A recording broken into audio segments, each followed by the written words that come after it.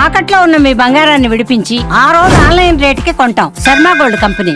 Welcome to Suman TV. నేను మీ చందు యాదవ్. అమ్మలగన్న అమ్మ, ముగ్గురమ్మల మూలపుటమ్మ, భక్తుల కోరికలు తీర్చే కొంగు బంగారం బుడిసిపేట శ్రీ కనకమహాలక్ష్మి అమ్మవారు. సో అందులో భాగంగానే శ్రావణ మాసం మొదలైంది. శ్రావణ మాసంలో ప్రతి ఒక్కరూ కూడా వచ్చి అమ్మవారిని దర్శించుకోవడం ఆనవాయితీగా కొనసాగుతుంది.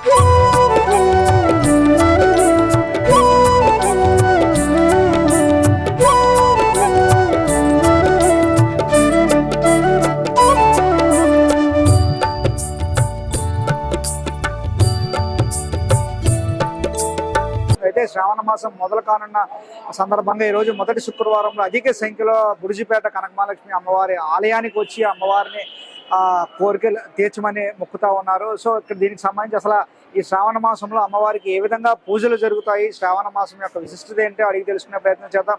మన వద్ద అర్చకులు ఉన్నారు. సార్ చెప్పండి, ఈ శ్రావణ మాసంకి సంబంధించి అమ్మవారి ఆలయంలో ఎటువంటి కార్యక్రమాలు జరుగుతాయి? ధ్యాయేత్ పద్మాసనస్థాన్మగసతపదనాం పద్మపత్రాజతాక్షయే హేమాభాం వేదవస్త్రాం గరగరతలసత్తేమ పద్మాంబరాంగే సర్వాలంకారయుక్తాం సతతమభజతాం భక్తనమ్రాం భవానే శ్రీవిద్యాం శాంతమూర్తిం సకలసరుణుతాం సర్వదం ప్రత్తధాత్రే శ్రీ కనకమహాలక్ష్మీదేవ్యే నమః. ఈ రోజు నుంచి ప్రతినిత్యం కూడా శ్రావణ మాసం పాడ్యమి. ప్రతినిత్యం కూడా ప్రాతకాలమే తెల్లవారుజామున 5 గంటలకి మేళతాళాలతోటి పంచామృత అభిషేకం, అలాగే సహస్రనామ కుంకుమ పూజ, అనంతరం ఉదయం 9 గంటలకి ప్రత్యేకమైనటువంటి కనక మహాలక్ష్మి అమ్మవారికి శ్రావణ లక్ష్మి స్వరూపంగా మనందరం కూడా సురుచక్రానికి విశేషమైన కుంకుమ పూజలు చేసుకుంటాం. అలాగే ప్రతినిత్యం కూడా దేవాలయంలో మహాలక్ష్మి హోమం ప్రత్యేకంగా జరుగుతుంది. ఈ విధంగా 30 రోజులు కూడా ఎంతో విశేషంగా కార్యక్రమాలు జరుగుతాయి. అలాగే ప్రతినిత్యం మధ్యాహ్నం 11:30 పంచామృత అభిషేకం సేవ, అలాగే సాయంత్రం 6 గంటలకి విశేషమైనటువంటి పంచామృత అభిషేకం మొదలు కార్యక్రమాలు జరుగుతాయి. కావున 50 మంది భక్తులు వచ్చి కనక మహాలక్ష్మి అమ్మవారిని దర్శించుకుని అమ్మవారి యొక్క అనుగ్రహం పొందవలసిందిగా కోరుచున్నాం.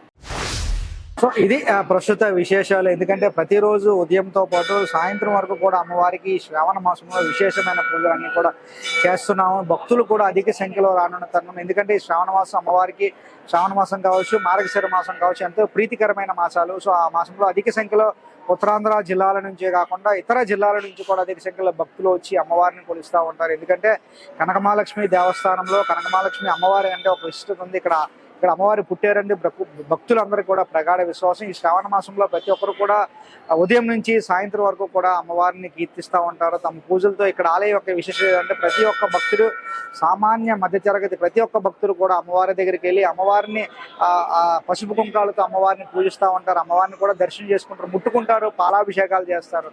సో ఈ విధంగా ఈ శ్రావణ మాసంలో ప్రతి ఒక్క భక్తునికి అమ్మవారి అనుగ్రహం కలగాలని అందరితో పాటు మనం కూడా కోరుకుందాం. చూస్తూనే ఉండండి సుమన్ టీవీ. వీడియో జర్నలిస్ట్ రవితేజతో చందు, సుమన్ టీవీ, విశాఖపట్నం.